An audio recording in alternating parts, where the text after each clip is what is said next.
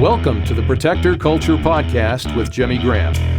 Jimmy is a veteran U.S. Navy SEAL, a former protective officer for the CIA Global Response Staff, founder and CEO of the Able Shepherd Program, a husband and father of 4, and a personal friend of mine. Now here's Jimmy. Hey everybody, welcome back to the Protector Culture Podcast with Jimmy Graham. I'm your host, Jimmy Graham. Let me start off by saying this episode is brought to you by Able Nation. If you're a protector entrusted with the safety of your church or school, and you're having trouble coming up with the funding that's necessary to enhance the security training, then Able Nation can help. So please fill out a simple application and send it to Neil at able-nation.org. All right, let's get to it. So today we're going to be talking about the California BDR. We'll explain what that means. I am joined today by Perry Saul, Able Shepherd 040. What's up, brother? Awesome. I'm still humming. From that ride. I think we all, it took me 3 nights of good sleep to feel like a human being again. I had just finished winding down from the lineage. A year ago? Yeah. Cool. So Got Everett Papulius, Able Shepherd 047. What's up, brother? What's up, brother? Good to be here. Good, man. It's got a good day, sunshine in Colorado. Got Elliot Mallet. Either. I'm good. What do they say in Louisiana? Mallet. Okay. Yeah. Cool. What's up, brother? Yeah, I'm good. How'd your day go? My day was awesome. I didn't go to work today, so that started off nicely. Different kind of work. I left the house pretty early over in Loveland, so I think I was here about 8:15 for a 9 o'clock POP. Because 25, right? Like, you never know. So I was like, I'll just leave 2 hours early. I can't be late. But no, it was a good day. I had POP. Had some time to reflect on that afterwards with some really good barbecue. Found a nice little park. Sat in the shade, listened to the birds for a couple hours. That's a good day. Then now I'm here. America. Yeah. That's a good day. My first podcast experience of my life. So, hey, welcome. Yeah, thank you. What's up? Case of beer. Thank you, Jimmy. I'm just kidding. Yeah. Reggie Fondo, my brother. Another good morning. That's right. Good morning. Yeah, we had a good morning this morning, my day. Along with Elliot, we did the protection program, considered POP with Able Shepherd. It was great. It introduced me to some weaknesses of me and my family in protecting. In today's times, a lot of this makes really sense to me. So I look forward to. We covered a lot of topics, but I look forward to perfecting a lot of those with Awesome. Able Shepherd. So awesome. Welcome, man. man. It's a good day. Yeah. The POP, just so you know, they probably told you this, by design, drinking from a fire hose. We really want to get your attention. Hopefully it did that, but it's a lot. And then we slow it down and say, let's get these pieces where they should be. Yeah, I saw that. It was an introduction to a little flavor to everything and highlight some blind spots in our daily lives that we're not really seeing. To me, it was more of a mindset adjustment than a technical know-how. Yeah. It was thinking this way and therefore acting that way. And if that's different from your norm, right, start heading in a different direction. Yeah, no, I appreciate that. We have a good time with it. We feel like that when we say uniform, safe, and accurate, the USA standard, everybody starts, it's a little bit of a reset. Obviously, that was kind of heightened when I was at GRS. You have people from all different backgrounds with all different training. Say, we got to land in one place or we'll never be the same. We'll never be uniform. So that's our attempt at that. It's the Control-Alt-Delete. Let's get started on a good foundation, and it's worked for us. So it's been something else. So pretty cool. Welcome, guys. So these are new friends of mine. Obviously, these guys I've known forever. Oh, and we got BK. So Brian Karch, a.k.a. the famous BK, Able Shepherd 051. What's up, brother? AKA BK. A.k.a. BK. So this one's called the California BDR. And I'll let Everett explain kind of what that is. But we just shared an adventure for 6 days of riding, but it was a total of 8. Is that right? Oh, 9? 8 days of riding, 11 days together. Is that right? Well, yeah, what we did is we reduced an 8-day ride that's broken down into 8 segments, and we did it in 6. But we had to travel to Yuma, which was straight through, and then we had to travel back. And that was pretty much straight through with a little nap. But the BDR, if you guys aren't aware, for those of you who don't know what BDR is, it's Backcountry Discovery Route. There's 10 of them, so 10 states have one. California has a Southern California one, and it's ranked the hardest. So looking at the next ride, it's the only winter ride, and I said, let's do it. I said, who's in? And there's a couple chirps, and a couple months later, we got a team of 6. But we dove into this California BDR, knowing what was posted online. and what might be on some videos. But other than that, we didn't really know the terrain. We didn't really know what we're getting into. And I just knew it was listed as hard. What is a BDR? So like BDR, I mean, I know there's 10 of them. I think it's an amazing concept. Like I'm really like fascinated by it, from the maps to the what kind of work do they do for us, and who does it? Oh, so BDR. So my understanding, BDR is it's a organization that probably originated doing it free, but now they got some corporate sponsors. They got KTM, BMW, Moscow. They got some significant.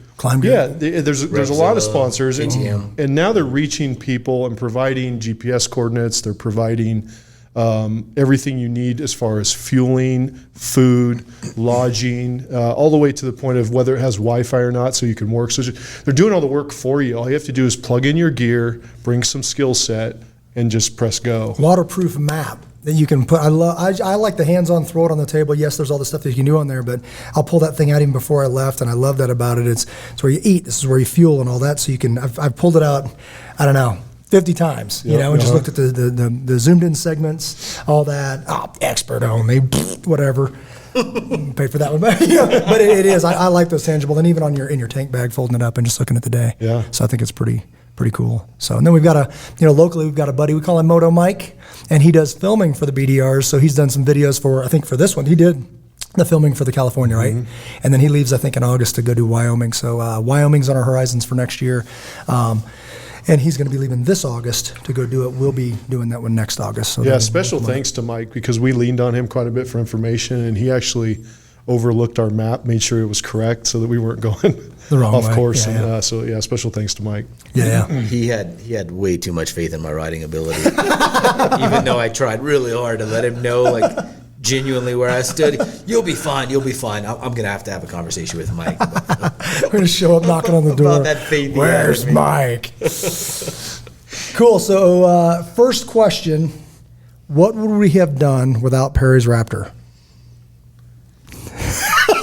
So let me set the stage. Is we went out, seven men depart to the wilderness. No. So 6 riders, 1 pickup truck. We go on a shakeout ride, and I just said, hey, because you said I need to get this truck off road because you've got a new to you Raptor, beautiful truck, white, beautiful truck. And I said we're going to go on a shakeout ride. Want to go? So just ride around in the mountains and then camp for the night and check out all the gear and all that stuff. And I don't know if it was that night. You're like, when's this thing leaving? Can I come? Right. So like overnight, by chance, we got a support vehicle. So we had packed as if we weren't going to have one for the data. Like Everett said, ride for the next ride or something like that. He goes, I ride for the next ride. I get the data, so I know what's right and all that stuff. And then along comes Perry, so I was like, I'm in. I volunteer and jump into everything, but I think this was a little more of you guys, we could use that truck, and a little force to where, wasn't the shakeout ride unbelievable? Look at this, we camped out, we went on some incredible roads. Perry, this is like right up your alley, you want to do this? I'm in. Somebody said bacon.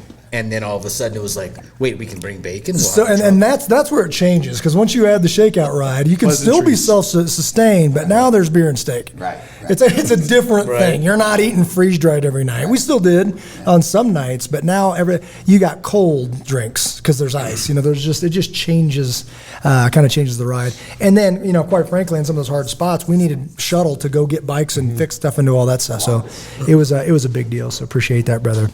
So when I put explain expert only, I think on a ride like this, just total transparency, in my mind, it's like expert only, advanced riders. I'm like, well, just go slow. Just take it easy. But in the sand, slower is not better. So watching the videos, I've watched some since, and I'm like, what do I need to figure out? And on the big bikes, there are people that can do it, and I'm not in that skill league. And the guys that are having fun and doing all that, I'm looking at them like, they're on a different bike. It's a different world. So this is the dream that I was going to tell you about the other night. 2 nights ago, I have a dream, because I feel like, and I'll let you guys chime in on this, my body was putting together, because that's what I was kind of envious of on the ride last year. I was behind in a truck watching these guys evolve and get better. And Don Jones was right in front of me, and I watched him before my eyes go from looking like he wasn't meant to be on this thing to now I can't keep up with him. In my truck, the suspension, I have to slow down, and he's just eating this stuff. He loosens up and he's doing all that. And my experiences on my bike, 12,000 miles to Alaska, all this stuff, it was never this terrain.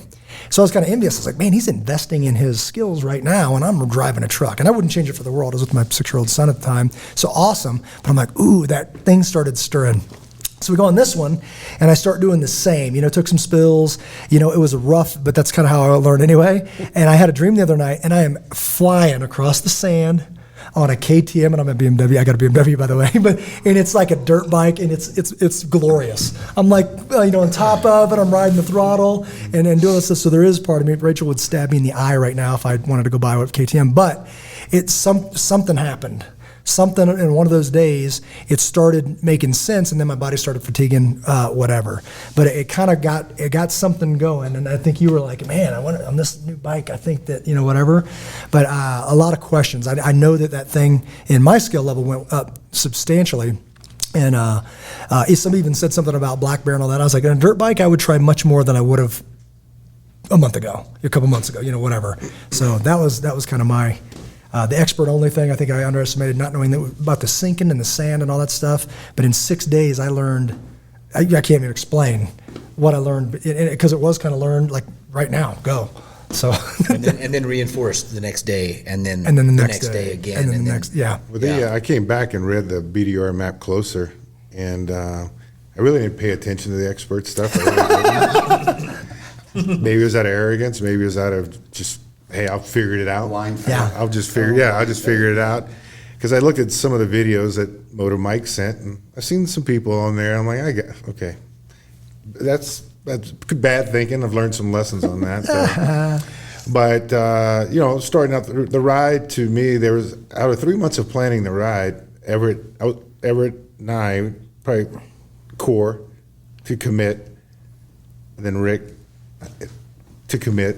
But we had started planning right after New Year's Eve. And Steve and I were first. Oh, yes. Well, that's true. Okay, because we worked around his vacation. Brother Steve, what's up? Yeah, that's a shout out for my brother Steve and then Rick. What's Rick's last name? I don't even know. Benight. What is it? Benight. Benight. So what's up, guys? So sorry you couldn't be here. We almost got Steve on a Zoom call, and then he got busy with his work day. But hopefully you enjoy it. Yeah, awesome. But a lot of my takeaway was after you plan a lot, I had this mindset of expectations of the trip. Yeah. You start to set in your mind and how it's going to go and how it's going to flow, because you're thinking of everything as far as the clothes you're going to wear. All right, these are my outers. These are worn every day. These skivvies get changed out because you only have so much room on a bike. So you're really thinking your day out. But after kind of some of the things the first day didn't go as I expected, or that was in my brain, I had to flip my mindset to start accepting, not expecting. Yeah. And let the trip come to me and just make it the adventure. And that's when it really got enjoyable for me, even though that Monday was tough. It was, but for me, for a mindset to settle into the trip. But I was like, how do I get in that expectation thing? But it was all that planning we did. And just by default, I got in my mind how I saw it being played out. And we never had the truck in the picture. We were planning all along. So I had to kind of adjust on that as to we're being self-sufficient, but have something else added for some extra things, beer and ice and other things that made it really nice. So that was a mind shift I had to have kind of early within myself, and it worked out. How long did it take you to play? We'll go around and say, are you a late packer or were you packed a week out? Well, if it wasn't for the checkout ride, which was a Friday before we left on the Saturday. Which is a whole new Amazon trip after that, right? You're like, where'd you get that? Oh, what kind of bag is that? Not expedited as that. I went, more expedited because I had to go to Sports' warehouse. But it's just a couple items. No, I had everything. Pretty good.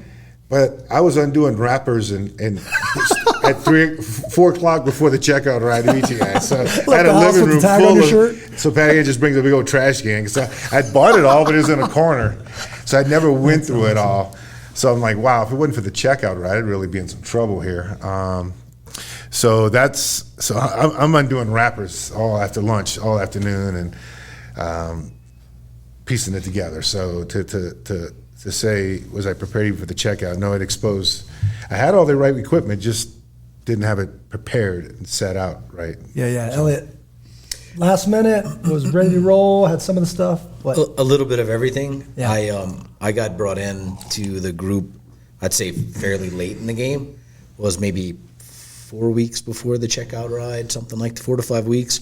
So I really didn't have moto camping gear. I had the bike, I had the luggage, and then everything else I basically got. So just like Reggie said, the night before the shakeout ride, it looked like the morning after Christmas Eve. wrapper.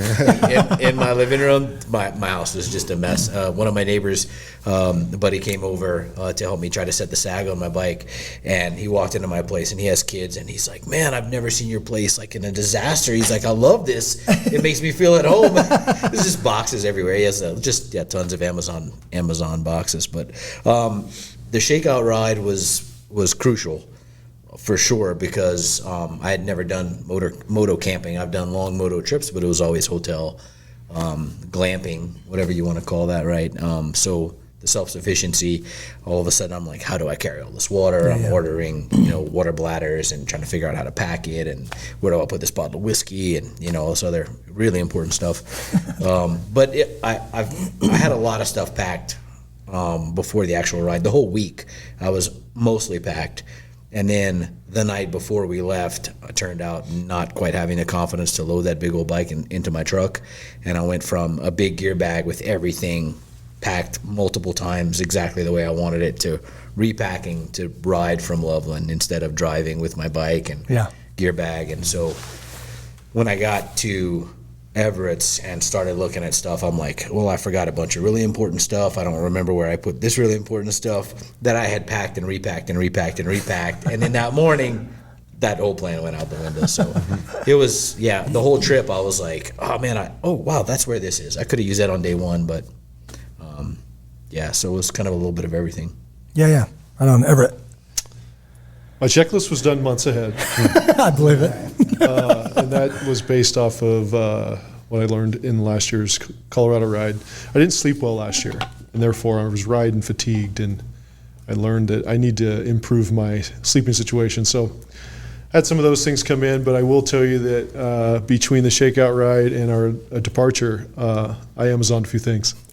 One of them was a tent. I saw Reggie's tent, and I said, man, that's just so easy. It's so easy. I got to have it. And I'm so glad I did, because it saved minutes per day, and that all adds up. I saved probably a couple hours just in tent throughout the week. That's a lot. Mm-hmm. So little things like that, just like anything, you learn from those around you, whether it's rock crawling, motocross. Then I learned it from you of how to fold the tent better. We kept learning there. Yeah, so that I was able to check out, make sure it was going to be there in time, and it was. And but as far as packing bags, it was just 2 days before the shakeout. Yeah. Everything was laid out, and then I just put them in bags. So I think I know the answer, but Perry. I think we all do. Well, I obviously don't come from a background of mountain men, camping in tents. All I had available to me was my youngest son, 29, and my kids, probably their camping gear from Boy Scouts. So I took that for the shakeout ride, which was a nightmare. Did anybody say how cold the shakeout ride was? Yeah. So we did a shakeout ride, meaning that we went out a week, 2 weeks for the desert. The shakeout ride is for the desert. 1 week prior, just to check out gear. I mean, shakeout ride, go out for a ride in the mountains, camp overnight, use your stuff, evaluate. Right, it ends up being 26, 28 degrees. 26 to 26 degrees. This is the best. Cold. This is the best part of this. So I know my truck can handle this. I don't know if I can handle it. So we get there, and everyone's telling me the weather's going to be great. Everett gave me great information on there.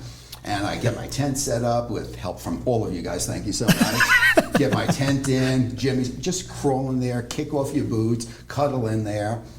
Maybe 3 hours into the night, everything hurts. My truck is parked 50 feet from me.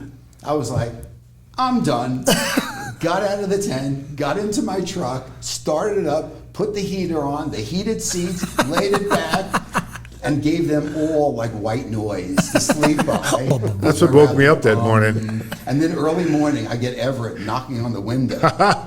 Oh. Yeah, what are you doing?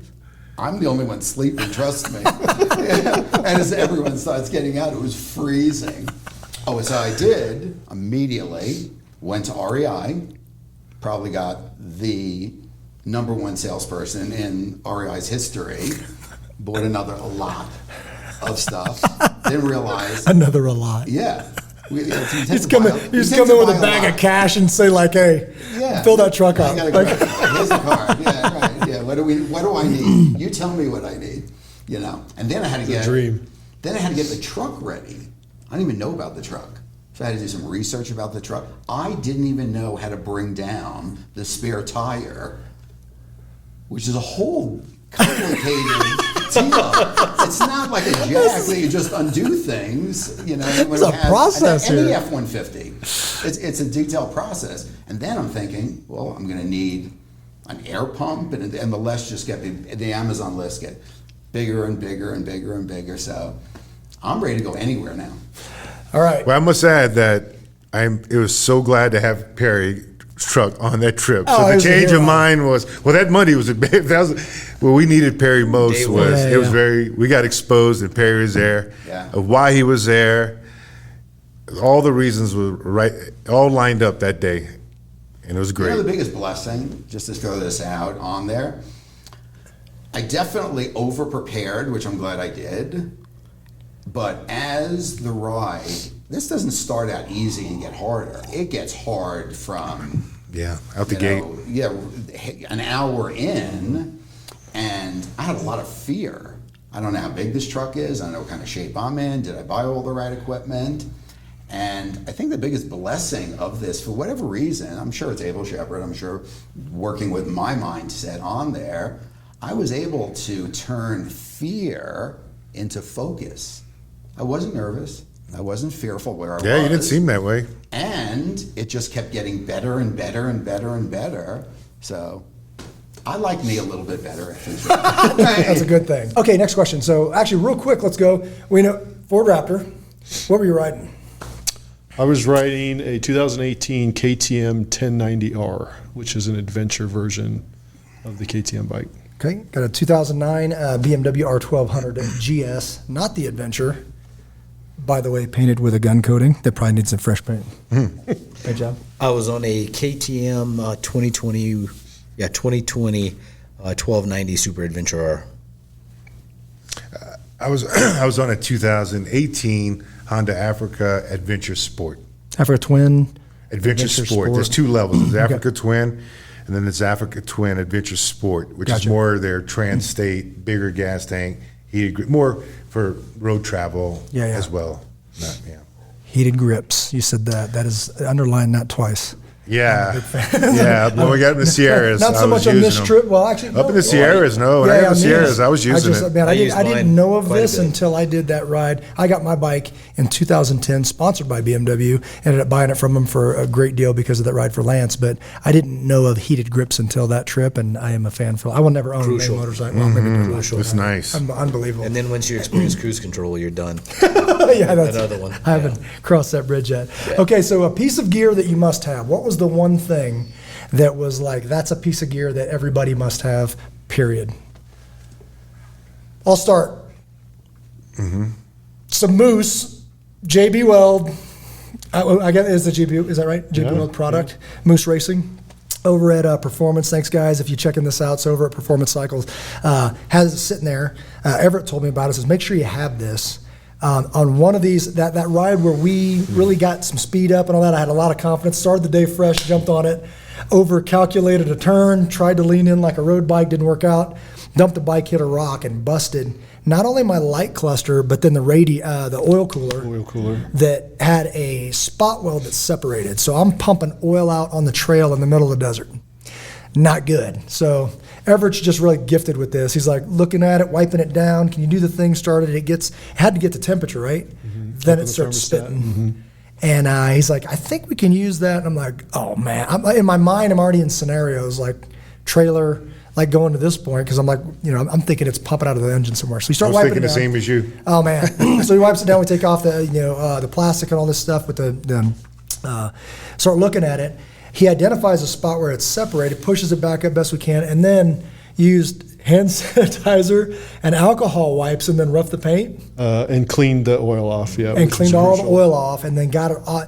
And then literally you cut a piece off, undo it, mash it together, that activates it, and now you're talking like chewed bubble gum. putting it around all of that. And once it sets in roughly 20 minutes, it held for 3.5 more days. And it'll probably continue to. And didn't leak a drop. So literally we went from, and now I'm up probably about a half a liter down, whatever. And now we get to wherever, get a little more oil in that, and it didn't drip at all. So like that would have ended the ride. So that's a big deal. That's mine.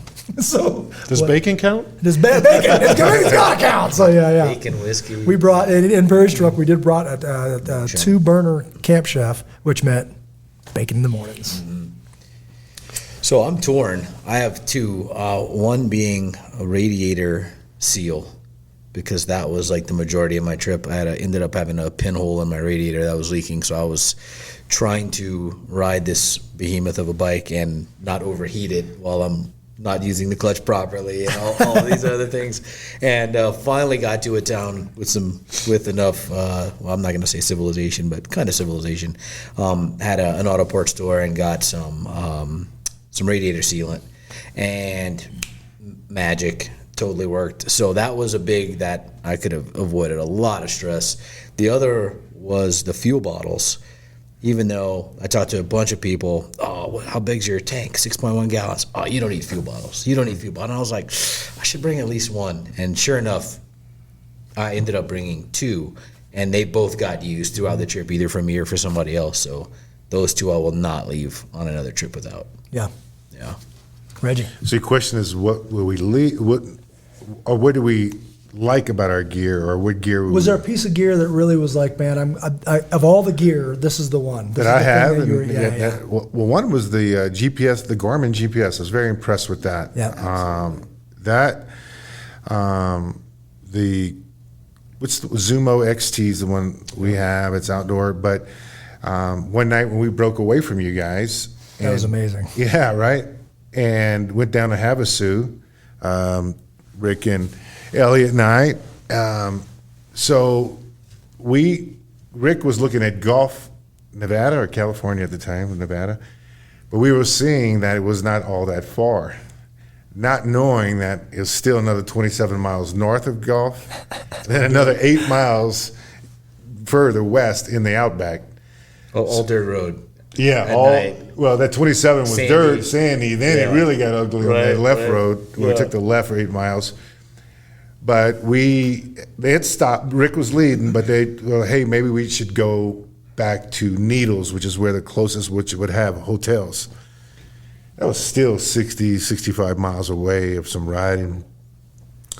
But I felt and I can understand why Rick was leading and would kind of like have some hesitation, because he has no GPS going on.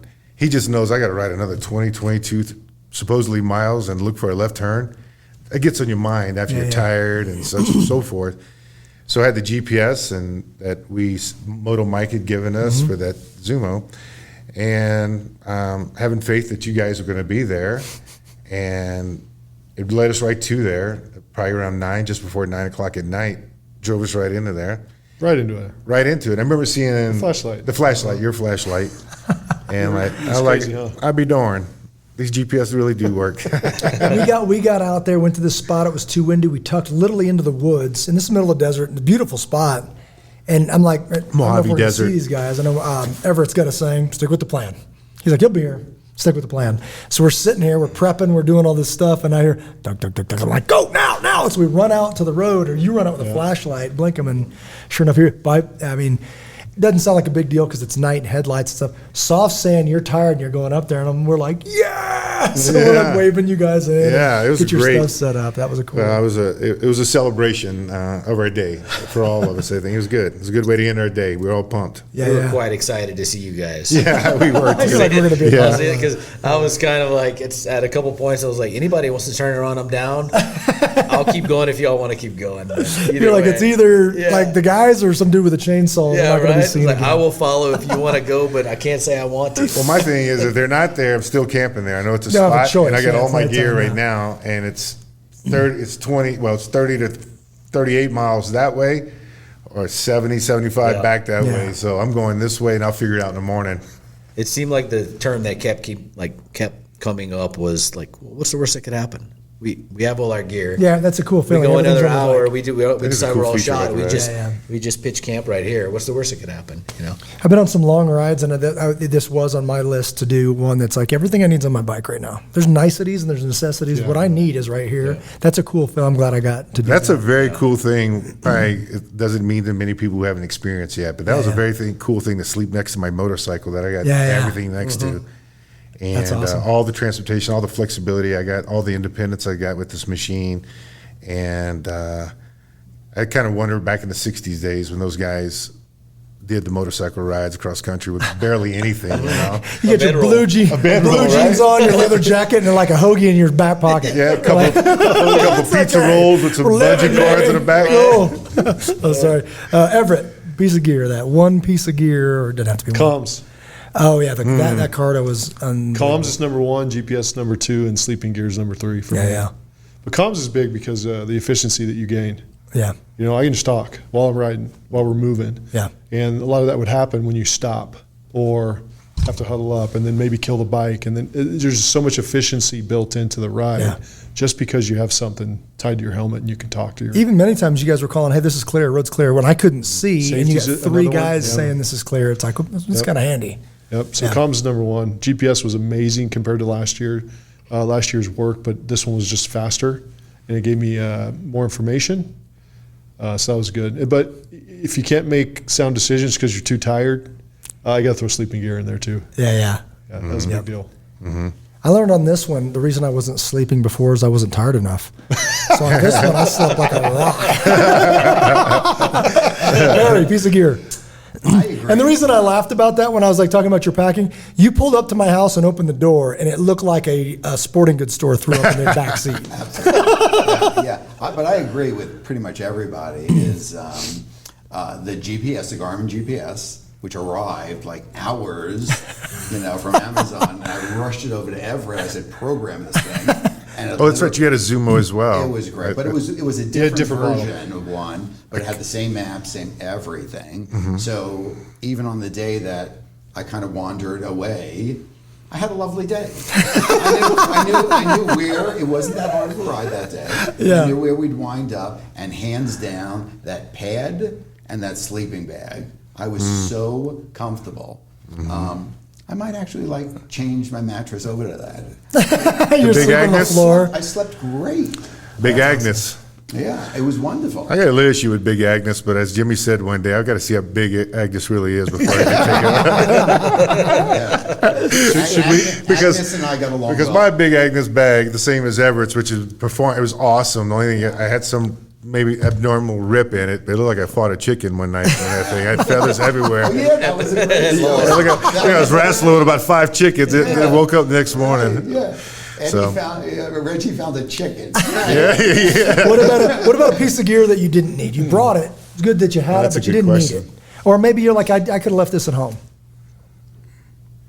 I'm glad I had it. I had a spare tube.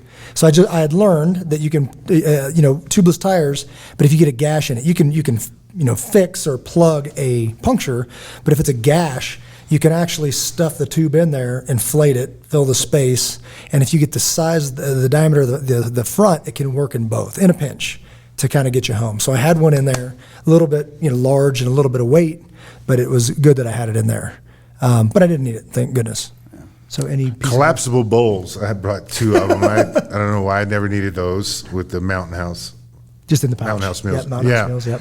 So that was about it for me. Yeah. We'll get in, I'm sure, the meals, which I was pretty impressed with. And that's a big deal if you can, for those of you that don't know, if all you do is boil water, you never do dishes. You boil the water, dump it in, you close the pouch is the closure sucks. Close that thing up, let it sit for 10 minutes, and you're eating a hot meal. And a hot meal when you're that tired is a big deal. So it's a big deal to be able to eat that A stuff. hot meal, 2 hot meals. Oh, yeah. Everyone's I've learned that I eat 2 meals per sit down. What does it So I say? need to double pack Serves now. 2.5? And you're like, no, you're tall. 5. I need Give me 5. 2. Oh, we never ate lunch either, though. Yeah. I mean, we ate Power fuel, power fuel, Yeah. nuts and trail mix, but we never ate Snacking, yeah. meal. And then at night, it's like pound it. Yeah. Yep. Yeah. There wasn't really anything that I brought that I didn't feel I needed. There were things that I brought that I don't think were the right gear for that ride. One being the biggest deal for me was, well, the bike's a whole nother story, but as far as gear was the Klim suit, a Gore-Tex suit in the desert. Maybe not quite necessary. We didn't see any water except that one little water crossing. So it was a really big, heavy, thick, hot, waterproof suit that I did not need in the desert. So yeah, that was number one for me. Yeah. I packed lean. I used everything except for one thing, my foam back roller. Your foam back roller? Yeah, I have a You brought it? foam roller. And you didn't use it? Didn't use it once. Yeah. Just too tired. Yeah. You're like, whatever. Just rolled your back enough on the desert? I thought it was a great idea. I'm like, I'm You're bringing like, this, I just man. use a rock. You're like, whatever. Right? Work out that knot. I think other than that, I think I used everything. I just prefer to slam my body on the ground and it fixes my back. It just kind of does it. No, you took a shovel and you shoveled the ditch. Make sure there's no rocks, no pebbles. Harry, you want me to shovel the ditch? I'm good. No, I actually did at some point loosened up the ground with a shovel. Night and day. So something you didn't use or didn't need. I was totally wrong. I brought it. Maybe I would use it, maybe not. I have a lot of what's the food? The Mountain House? dehydrated food. Yeah, I've got a ton of this at home. Yeah. Over there. So we're going out in the mountains. I brought a lot, and I'm thinking to myself, food that lasts 20 years. Do I really want to put this in my body? And how is my body going to react when I've never done this before? So did not open one of those bags, but had tons and tons of other food. But I have to admit this. I was totally wrong. I got home. I've already gone through 10 at least. They're good. Chicken and rice. At home? Yeah. They're good. Yeah, 'cause Now you know. Now I'm at home. I'm home. I can, whatever I need, I got. So how many times were we by a fire or just hanging out and you're tired and you come up and be like, salami? I'm like, Yeah, right. salami? Yeah, What? yeah, You like had cold right. cups. Where'd the deli meat Like, come like from? honey turkey breast? I'm like, I yes. had more food than I could use, but I really wanted to try. Those MREs. Yeah. And I could have a lot of it. I got my whole basement. I was very full of impressed this. by them. I really was. The taste, they're They're fine. great. I mean, you can They're use a little fantastic. salt, pepper here or They're there. great. But Well, hold on. We have an improvement. What was the peak? That peak beef stroganoff, I crave it. It's super good. I forgot. I need That's to order amazing. like a And it's case got more of that. protein. It's got more servings. So That's my kid's favorite is the beef stroganoff. They say one, it closes up better, and two, there's more in it, and three, there's whatever. Rick, I'm like, Rick's we're done kids here. has a kid that eats it at home, loves it so much. great. Rick buys it for him, I think. Rick, right? That's awesome. Piece of gear you wish you would have had. You're like, dang it, if I'd have had this. I'll start. Force field. Did you have that? Who all had? Steve had that. Mm-hmm. I took my windshield across. There's no shame in this game right here. Like literally, this was new riding to me, and I was pushing the limits, trying to learn all I could and all that stuff. At one point, bike goes down in the soft sand, and I catch that windshield right here. So I had bruising right across here. If that had been worse, it could have been really bad. 86er Jay, I know you told me this, that force field protection stuff, at some point, as you're planning, I don't know if it was, me, the credit card company, or Rachel. No, I'm just kidding, I don't use credit card. But, it was just too much. And I was like, that's another big chunk. I'm good. I've got the I shoulders. bid it I've and got I the bought knees it, and and stuff. it paid for me. I think with my shoulder, I'd have been maybe I had a ligament. Yeah. Other than just a subluxation I had. Subluxation. Subluxations. I won't do that kind of riding, probably without that kind of the proper, like up there, you disconnect a rib or something like that. It's just not worth it. But I ended up just because I'm. Well, I could use it stubborn. single track with my son and Yeah, Everett, yeah. so I could get That's a a lot good- of use that's a out good of it. piece of gear to have. And I like the one of the reasons I like about that gear. My outer jacket, I took out all the pads other than the elbow, so I was able to roll that up and work with a lighter. There you go. Shirt. Layers. So you always get yeah, the protection, but you yeah. can adjust the layers. But then after seeing Steve fall in that cactus, I'm like, I don't know about a jersey, Those second Pulling out bond. the- Yeah. Oh, man. I mean, it wasn't all that big of a cactus, and it got him pretty good, and really good. It got him with that jersey on. I'm like, well, maybe I'm gonna stay with the jacket, until we get out of this desert of cactus. But the force field, I agree. It's a nice piece of equipment. I had it on this ride, and it was nice. Start over here. So wish you would have had. As the support vehicle and dealing with picking up bikes every 5 feet and injuries and things like that, I think if I knew it was going to be that dangerous, probably rent a sat phone, a satellite phone. So if God forbid we couldn't handle the predicament, the injuries, or whatever he had, we could get support in because we were cut off. Especially in that canyon. We're remote. Yeah, I've got a spot. I got an SOS GPS, but it's not expensive to rent the sat phone, and you can call help for help. Yeah. So I don't know. I kind of would have put that in the side as in case emergency break glass. More ice packs. That Raptor didn't come with one. Like you push a button and the phone. I'm still looking. I haven't gone through the whole thing yet. Everett. Arrogantly, I did not think I needed fuel cans. The bottles, like the auxiliary bottles. And I learned that that's an addition I'll have on the next ride. Learn for the next ride, that's it. Yeah. I had to borrow from Elliot, and fortunately he had some, and we ran skinny. Remember that we ran out. We ran out of truck and everything at one segment. It took every bottle. It took every bottle we had. Bike, yeah. That was my fault because I forgot to top off when I went looking. But still, for radiator regardless, seal. Yeah. We were down to no fuel, so that would have been either a huge delay, someone's backtracking with fuel, et cetera. But I'll do that, and then just keep improving my tool set. Not necessarily getting bigger, bulkier, and heavier, just improving it.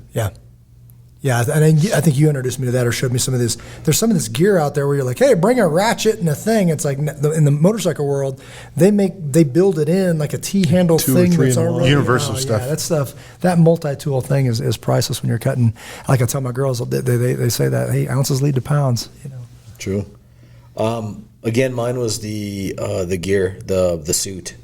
So we should have the appropriate one or whatever. Yeah, so when I had my initial setup with my big gear bag and all the stuff I wanted, I have an Alpine Store, basically motocross armored shirt. Yeah. You just, zip it on and that's it. And I was going to wear the jersey like Reggie talked about. And then last minute I decided, all right, cool, I can't bring my gear bag. I have to ride with this. I'd already put all the armor back in my jacket. I was like, I don't think I have time. So just on the fly decision, you know what, let's just try out I have the suit, let's try it out on a BDR. And it was, I think the heat exhaustion from the first day might not have been as big a deal if I would have had something airy that wasn't like being in a hot box. Yeah. So, yeah. For myself, it wasn't so much gear. I felt gear-wise, the right gear, leaning on Everett a lot from his experience from Colorado. And just knowing the gear tech and gear mind he has and the research, I was good on gear. Buying this bike, late entry, because I was going to ride that V-Strom, which I have, and I figured out it wasn't going to be the right machine. Well, thank God I didn't do it, because it was not the right machine for this ride, being as hard as it was. So for me, I wish I'd have had my sag and more suspension set up, because it really affected my ride. I could have rode a little bit better if I'd had a firmer. So mine's not gear. It'd have been more setup of my bike. I was impressed with, Cool. So totally shifting gears here. Well, not really. We've been talking about gear and all this stuff that we've had. I'll say favorite part. I'm going to put two together. So lessons learned and favorite part. If you don't mind, I'll kick it off. Is that looking back on this, I've told people many times, because now that we've had time to reflect, we were tired. We were going to try to do a little quick video. You said, I'm glad that there's a little bit of a break, because it'd be nice to kind of put all this together, because I've been thinking about this a lot. Think about it, right? Yeah, a lot. And like I said the other night, I had a dream, and it was beautiful, and I was on top of the sand, and it was amazing. But I think that the lessons learned are in that. I feel so much more confident in that on a probably a lighter machine, and now it's intriguing me, which I didn't think that would happen this quickly, because I'm like, I'm going to take a break and let my bike rest and let me rest and do all this stuff, and now I'm like, man, I kind of want to figure this out. Like, I feel like I've advanced, and now I kind of want to get on a a lighter bike and go figure this out a little bit more for me. But then as far as my favorite part, and I knew this was going to happen. I don't know if you remember or not, and I was like, we're going to have a different relationship at the end of this ride. And that's the part that I really wanted to get you guys together and talk about, because I even talked to my wife about it, and we're like, hey, what's going to happen? I go, I don't know. But I've been on enough of these, and I'm like, God's going to do something great, because he always does, and I can't wait to see what this is. So like having some amazing conversations or an amazing experience, sometimes you just got to go, and something's got to suck as a group. And I don't remember the last time I've had I'll call it a kick in the nuts. Like it's been a decade since something's been challenged me like that. And before you pass judgment and cast your stones, talking middle of the desert, it's hot, it's very physical, and you're in something that there's no backing out. You're in the middle of it. So it's going to suck that way, and it's going to suck that way. And now it's like, okay, well, we work together as a team, and no matter what happens is in 6 days or whatever it was, we're going to be hanging out having a beer, kind of looking back on this. It's going to be a memory because there's no other option, and it was. So that part I really dig, and I've really been thinking about that. And it was a good time because I don't remember my last one. It puts things into perspective, and it was awesome. Like, I don't know. So like some of those, and I know Everett's like, we got to go. And we got caught in a conversation, and it was like, you can't break this conversation. Like, you remember when we were at the hot springs? Yeah, we were deep. We're going pretty deep, and I didn't see that coming. And I'm like, man. ooh, let's talk this out, and we left a little later, but it was worth it. It was super cool. So that was mine. So lessons learned or favorite part, Reggie kick off. Well, for me, the ride, I think what made a lot of the ride is we had two great leaders. Everett, who put the ride together, and then followed up with Jimmy's experience and his natural-born leadership, and which Everett has as well. I'll be first off to say that I don't know if the trip would have been without that.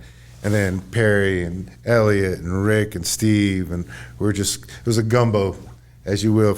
I'm from Louisiana, and and gumbo has a lot of flavors from coming everywhere, and it became this great meal at the end of the trip. That we became one. For me, by me not reading so much about the BDR and seeing the expert routes, and not knowing about that Luxon Pass, that real deep, steep pass, it was actually good that I did not know that, because a lot of times I wouldn't have went. Because a lot of times when you read that stuff, we get mental blocks. Well, I can't do that. Well, I can't expert. We start sizing ourselves of why we can't do that.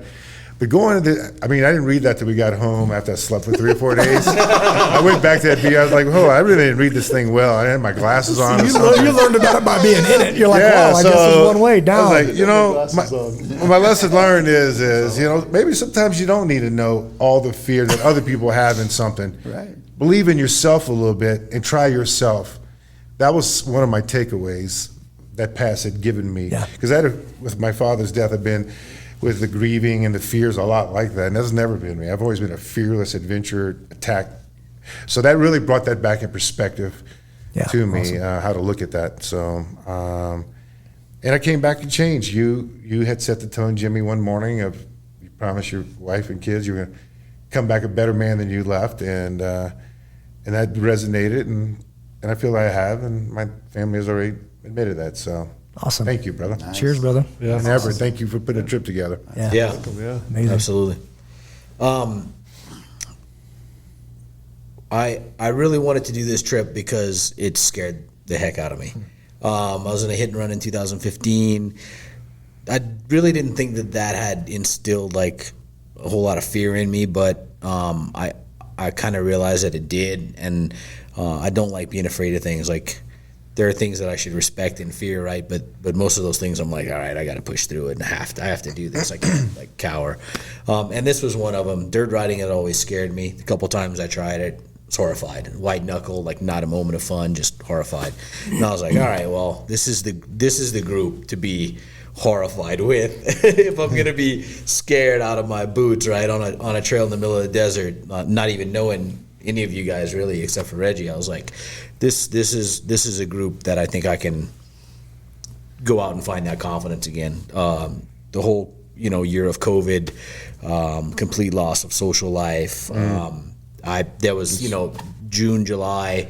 May, June, July was pretty tough for me. I herniated a disc. I had very little contact with friends and family, and I'm typically a social butterfly. And I started getting a little dark in the head. And when this came around, I was like, I need two things. I need to go out and take my confidence back, and I need to find. I just needed to find a group, a tribe, whatever you want to call it, right? Like there was a place I needed to be where some of the things I could offer could be given, and for whatever reason, right? Turns out Reggie and I just Reggie reaches out after, I don't know, almost maybe a year or more of not even talking, and then he's like, "Hey, look at my motorcycle." I'm like, "Hey, look at mine." I just got it. And he's, "Well, we're doing this ride." And I was like, "I don't know anything about it. I'm just going to jump in," because this literally came to me right as I was thinking, I got to go find something, and it found me. So For me was, now don't get me wrong, that decline, I was horrified. I was horrified of getting hurt really badly, because I've been hurt like every 3 years. I tend to have a catastrophic torn bicep, flip a truck a couple times, hit and run motorcycle wreck. So I was like, this is the first time in my life, it's been 3 years since I'm like in the emergency room, right? So this is kind of cool. But out of nowhere, it just got thrown together. I pieced gear together, got this, got that, went on this ride. Every day I was like, I'm not going to make it. And then I'd watch you jump off of your bike and pick up somebody's bike before I could get my kickstand down. And I'm like, I mean, he's a badass, but like, if he can do it, why can't I? And I still didn't get off my bike that fast. My next bike will be lower, and I'll maybe be able to get the kickstand down without dropping, and then you have to pick up 2 bikes. So, but total game changer. I came back. I'm not gonna say a different person, but there was a little piece of me that I let get away that I'd always been really proud of. That I'm not gonna say fearless, but just like, I'm not gonna be beaten. Yeah. Even if I get beaten, it's not happening again. And I think I let that get away. And I got back, and I'm just like, man, we're tougher than we give ourselves Battle credit. of the mountain. Yeah. In the desert. Like, I should not have made that. I shouldn't have even been on that ride. Like Reggie said, if I'd have known that, I'd have been on my couch watching the videos about it. Like, there's no way I'd have gone. I was on the wrong bike with a lot of the wrong gear, with very low skill level on dirt, and by the second to last day and the last day, the bike was doing what I wanted. Some of the time, I didn't fall. Yeah, you were growing. I definitely saw that that last day. Rick and I went out and kind of did our own thing. We avoided the the crazy climb, and I got to a point actually where I was like, I think I need to lead because I'm having trouble going this slow. Maybe, and I finally found the courage to go faster. And once I did, I didn't fall hardly at all. Mm-hmm. And then that day transferred into the last day. And when Rick and I broke off, that was really the first time that I was smiling in my helmet. Mm. Yeah. That's awesome. Awesome. Good, man. Thanks, man. Yeah, I don't believe in coincidences, so yeah. Looking for it and found you. That's awesome. All right. My turn. Yeah.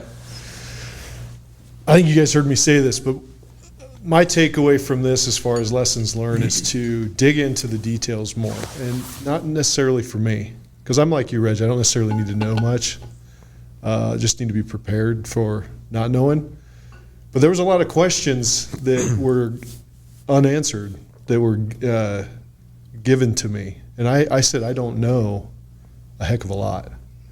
And so maybe I could have, I had the time. I planned for months. And so just to be more But that was part of the adventure, though. It's part of the adventure, but be more detailed so that, and set the expectation. So for Elliot coming on, Perry coming on, Rick coming on, and I don't necessarily know their background and their skill set. I hadn't ridden with them before.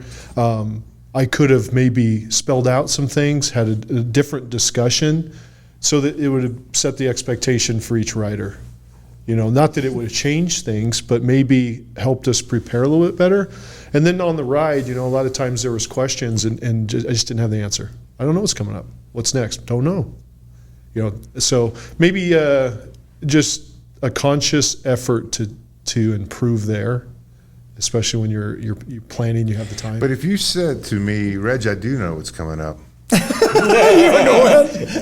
I may have not gone, Everett. That was my point of what I really learned is just challenge yourself and don't discount my ability to be quiet when I need to. And then I have a very distinct favorite memory on this trip, and unfortunately we weren't all together, but it was a very, very difficult day. It was a makeup day. We had 212 miles, and it happened to be the hottest, and we were in the middle of the desert. And I mean, we're in the middle. You look every direction, and there's no mountains or anything for 10 miles. And it was hot. It was really hot. And I could tell I was pushing you and Steve pretty good, and I could tell we were ready for a break. And so we break, and Jimmy goes, hey, how about we take a break coming up? I said, all right, when I find a tree. He goes, brother, we can see forward. I don't think there's any trees coming. I was like, when I see a tree, I'm like, oh, it's going to happen, man. So I found the biggest shrub I could, and we parked Perry's truck next to it, and we sat down on the ground to get in the shade of his truck. Yes, and we just happened to find one ice cold pint of potato salad. Yeah. And I said, I Perry, did bring the potato salad. I said, Perry, is this up for grabs? He goes, help yourself. And we all sat down and just kept sharing spoonfuls, and that was amazing. It was the best potato. I have no idea where that came from, and yeah, There was a lot of difficult times, but that was probably the hardest, and right in the middle of it, and we had a lot of miles to go, and that was a good memory. That's a good memory. That makes me happy just thinking about that. It was just like passing it. In the heart of COVID, y'all, we shared potato salad. It's like, oh my gosh, and that was unbelievable. I think the biggest lesson learned is trust. I know I'm going to be guided in the right place, and I'm surrounded by brothers I've been through a lot of things with. So I knew I was going to be okay. Not sure what the journey was going to be, how hard or easy it was going to be, but I'm in. I'm definitely, and most of the adventures are kind of building a better man, a better person, father, grandfather, husband in there. So I've just, knowing Jimmy and Everett were lead on this, and I've got lead, so I was all in and 100% worth it. I'd follow you on. If that was the hardest, we need a different country. It was. I mean, it was cool for me that it was outside of my skill set, meaning that the people that do that kind of riding on that bike, kudos. Like, I have a new appreciation for those people. Most people don't, because I even talked to an adventure rider guy that's in my neighborhood and all that stuff, and he's like, "Oh man, you go do that on a different bike. It's a different whatever." But super cool. In that, I've got a buddy. His call sign's Duck. When I worked for the federal government. Also a veteran SEAL, and he does this. He's been down to Peru. He's been all over the world. And when I told him a long time ago that I was going to go ride, he goes, "How many people?" And on that particular ride, I was like, "It's going to be about 6 to 8 riders." He laughed in my face. And I go, "What?" And he goes, "You'll see." Yeah. So, and his point was, whenever you add people on a hard thing, good luck. So I was like, right on. He rides alone. Right? And then after that ride that I did for the Lance, the Ride for Lance it's a movie on Amazon Prime that you can watch. After that ride, it dawned on me that his victories are only his. He might have the most drama-free trip ever, and it's his alone, and that's unfortunate. You know what I mean? Because once you get done with it, and we talked about that. I was setting that kind of a standard. There was some language and all that stuff, and I get it. But I was like, hey, guys, the only way this is a failure for me is if I come back to my family less than I left. That's what you referred to. Oh, right? and everybody goes, I didn't even realize. Stabbed me right in the chest, right. man. So That's we just adjusted it. And it's funny because then we hit that first leg, and I go, today's a mulligan. There was some stuff thrown around. Maybe me too. But between tweaking my knee and so, I was like, today's a mulligan, guys. And after that, I was like, okay, can we tighten it back up? But that was the deal. It's like now it's a group win. And I talked about that John Eldridge book where he talks about the guy at his seminar that came up to him because he was talking about danger and men needing to be challenged and almost coming to a point of losing their life. And an older gentleman came up to him and he says, "Hey, I remember that we sailed a boat and we went from here to here and we miscalculated the weather. We get caught. All hands on deck. We almost died 5 times." And then he looks like kind of far off and he goes, "Best time of my life." Yeah. That sometimes we need that. Growth. You got to. I went on, I told you guys this, I'm experimenting with how do we use adventure as a tool to pursue the hearts of men. That's part of what this was, and it's even stronger than when I left. 100%. This is Say like that again, Jimmy. using adventure like this, and we talked about this, Yeah. and you talked to actually Patty Ann about it, to pursue to unlock a thing, to glue people together. In particular men, because that's my calling, but when you leave and come back, you're different. I don't know what else does that. With some words we just used, he used fear, he used trust. Basically, that was my thing. Trust my own skills. Right. Without reading something, just look at something and trust my own skills. So trust, all these kind of words start coming in. But I think those happen when you get challenged, when you're on the line. Yeah. When you get challenged. I think one of the biggest blessings were I got to actually witness the growth, the challenge, you guys getting just unbelievable. I'm sitting in an air-conditioned Raptor, with potato salad. I think classical music was playing. Which is built for deep sand. So my truck loved the sand. These bikes hate the sand. And it was literally, Jimmy was going 1 foot at a time. And he's down. Let's go another foot at a time. And I watched, like one time I was watching Jimmy, and it looked like he was fighting a bull. You know, he's got him by the on your bike. horns. That's when And I they're just said, back and I forth, goosed back it. and forth. I can't Is wait he to down see there? that. I mean, it felt like, Oh, my if you've God. ever been like tubing behind a boat, Yeah. but on sand and rock. Right. That's what it felt like. In my head, it was like, because it was like gas. And now I'm cooking and moving. That's the knee. Whatever. It The was battle, like, the figure falling this and out. all, to me, it was my current day football. I miss football, but I wasn't that good enough for college. But I still miss the grit of being a man again. Yeah, well said. Getting some sting in your mouth, some dirt in your mouth. I like all that. Yeah. I need to feel that every once in a while. I don't need too much of that, but I need some of that. But it was just being a man again, and I don't know if it's proven something again, but today's world is demasculating us to where I felt like just being back in the wild again. What's the saying? The bear, here is a bear meets his guy. How you said that one time? Oh, I don't know. That makes sense. Anyway, That makes but it's sense. like a man back in the outdoors where he's comfortable. Yeah. Well, the human body, muscle systems, everything, your gut, right? Everything, without stress, nothing grows. You actually deteriorate, right? So without stressing your body through resistance training or exercise, whatever, your body doesn't ever grow. I think the mind and the soul is the same thing, right? Like you don't grow unless you stress it, and this was stressful. Yeah. I think there's two options that are going to happen. If you're stressed out to that level, you're going to get stronger, succeed. You're going to improvise. What is the third? What's that? Adapt, improvise, overcome. Adapt, improvise, and overcome. Or you're going to quit and say, you want to know something that's a little too hard for me? I'm going to back down. And I got to see a group of men who were saying, no, I'm going to fight through this, and I'm going to be a better man, a stronger man. I'm going to have different skills, which is exactly what we all came home with. I mean, at one point, Everett's he was hands down the best person to have on this. Best rider, fixes things, support things, stick to the plan. He made sure we weren't gonna go really south, and I got to watch those skills as he saw that. Where Jimmy, you said, no, you can't stand on it. You got to be on the back bag, on the front bag, and sharing this information, and you guys growing and growing and growing to where I watched completely different men from the beginning of the ride and got to hang out, campfire, look at the stars, watch your drone. It's funny, sometimes you forget the comms, and they would hear me like, who are you talking to? I'm repeating the things we just talked about. Yes. He's like, wait back, pegs, and I'm saying it. Yeah. Like, yeah, throttle, gas, or rap. They're like, what are you talking about? I'm like, no, sorry, this is for me.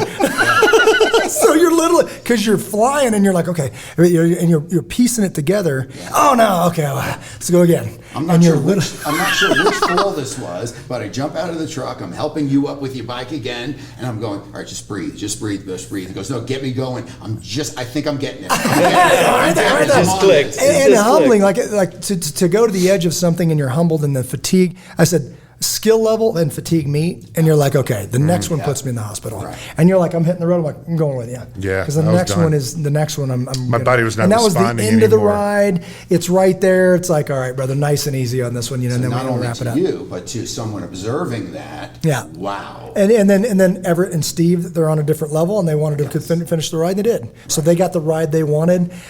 I'm hitting the hot tub. Sorry, the ones that call it the hot springs. Or the ice bag. Or the ice bag. Oh, I've got a great picture with both of us. Both of us, same injury, leaning back with beers. You cannot get through that ride without injury.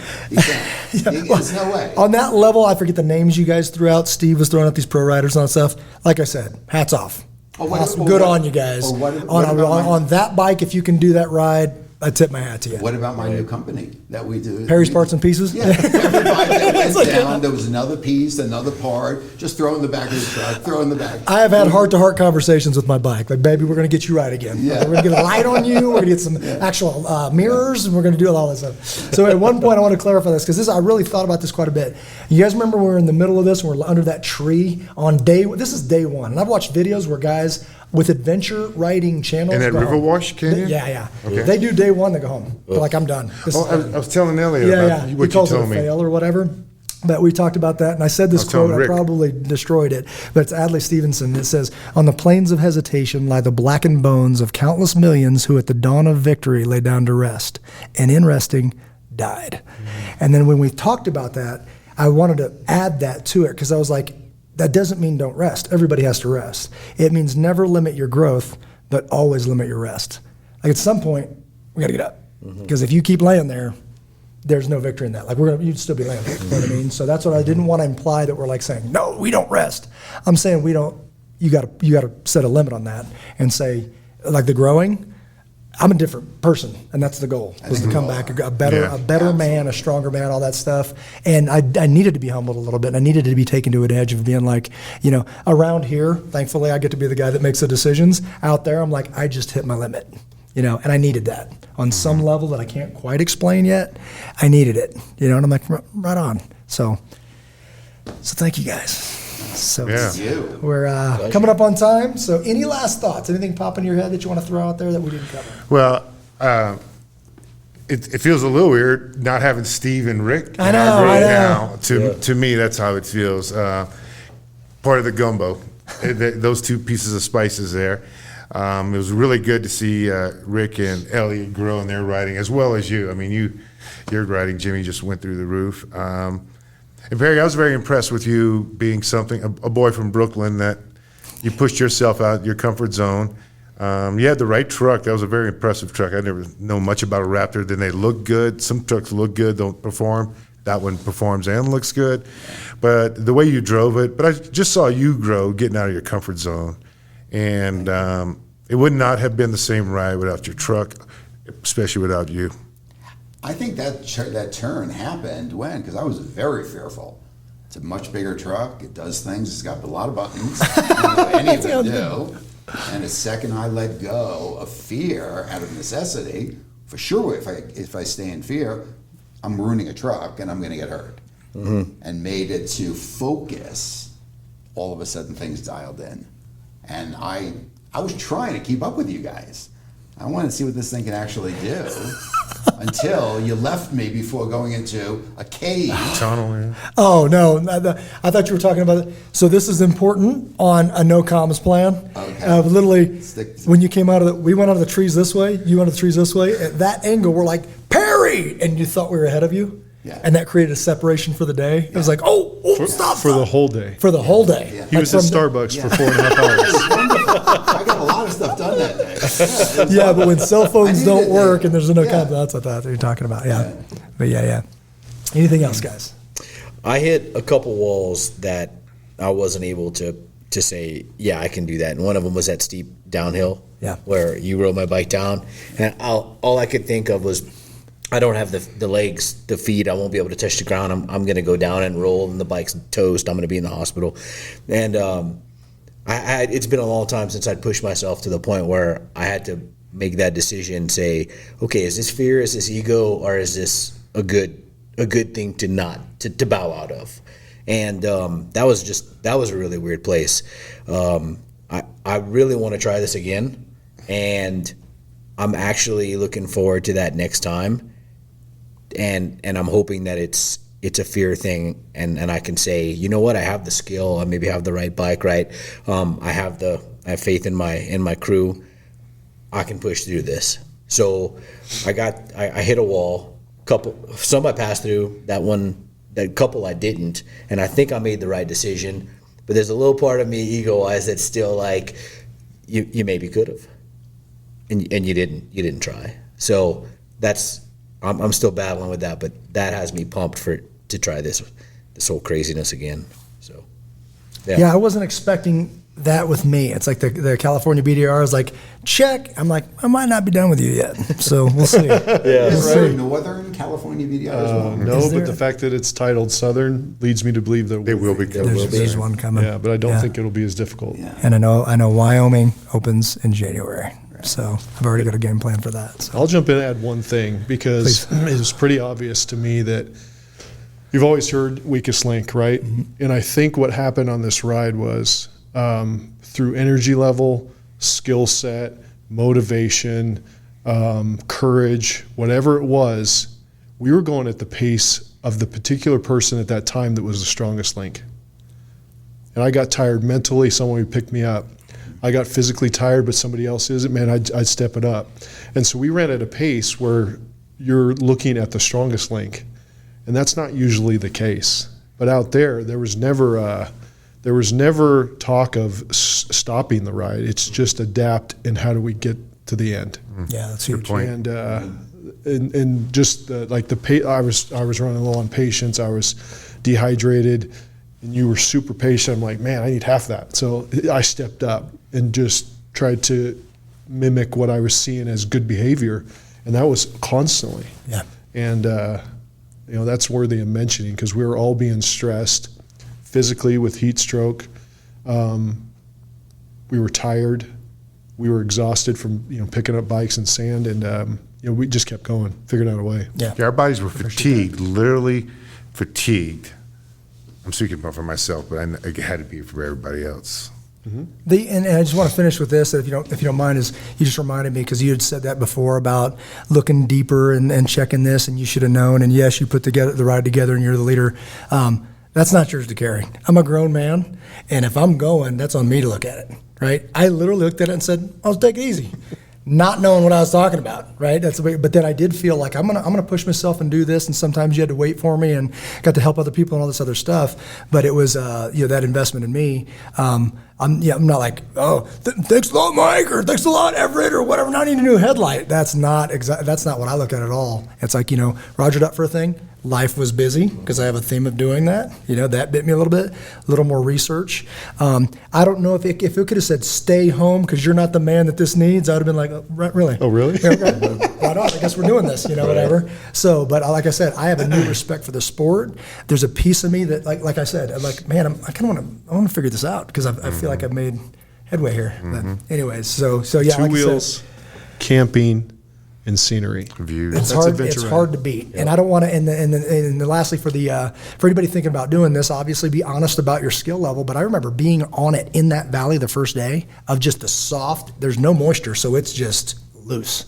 So and I was like, if you're I don't know, some skill set and you're a pastor or like if you've heard of like the rope courses or the truss falls and all that, you want to glue dudes together. You put them in that valley because they're coming out or they're not. You know what I mean? So if you want to get people to come unglued because we're human beings and watch how people deal with this stuff, it's like if your body hits it, okay. Teams have been in my a thread of my life with SEAL teams, GRS teams, even the team we built here. That's the definition of teams. It's like my body hadn't shut down to heat yet, so I felt obligated to do more. And then another day, it did shut down. It's like there's an honesty there, but where I'm strong, you're weak. Where you're weak, I'm strong. Like that's the deal in your marriage and whatever. Like Rachel's strengths are my weaknesses and vice versa. So, and with a group of guys like this, fill in the gap. Yeah. Find a job. Well, remember we said you got to celebrate and call it a victory. Exactly. Remember, because I'm gonna go, hey brother, I'm gonna go ahead and claim this one as a victory. I'm happy with the hot potato. It's like, yeah, brother, because it was a heck of a trip, and in 6 days it was like. Man, I don't know that beer's ever tasted that good. I don't know if a bag of ice felt that good. If a hot springs ever felt that good. Where did we find that little river? That you're on one side of the river, I'm on the other side. Everett just said, I'm going to go look, and he goes over here, and it was perfect. It was like an oasis. The picture that I have of that. It was an oasis. So I got up, went to the truck, came back with the second half of my Jersey Mike sub. You sat there and ate it. I mean, this delicious if you're thinking about this as like roughing it in the wild and all of that, and something you like pull out pork chops or whatever, like what's happening right now? We got like food drive. You got a Jersey Mike full sub from the day before and like potato salad. That's just funny to me that he opens the cooler and he's eating paradise oasis. I thought it was a vision oasis for me, man. I needed to take a 5 with my shoulder. Just dislocated it, and then I needed a beer, ibuprofen. That was nice. It was. The big thing that stuck was, I think it was a comment you made, and I think it was on day one. It was towards the end, and I was frustrated because of my lack of ability. I was frustrated because I felt like I was holding the group back throughout the entirety of the ride, actually. But everybody was frustrated. Everybody's tired. Everybody's beat up, and the comment was made: if we can have a day like this and then laugh around a campfire, like in the evening, we've got a special group here and we did a special thing. And it was that every day. Every single day. And when we got our tempers flared and we maybe acted out a little bit, there was always an apology. There was always a hug. There was always something to bring it back down and grounded and centered. And every day it was, Amen. It was shocking.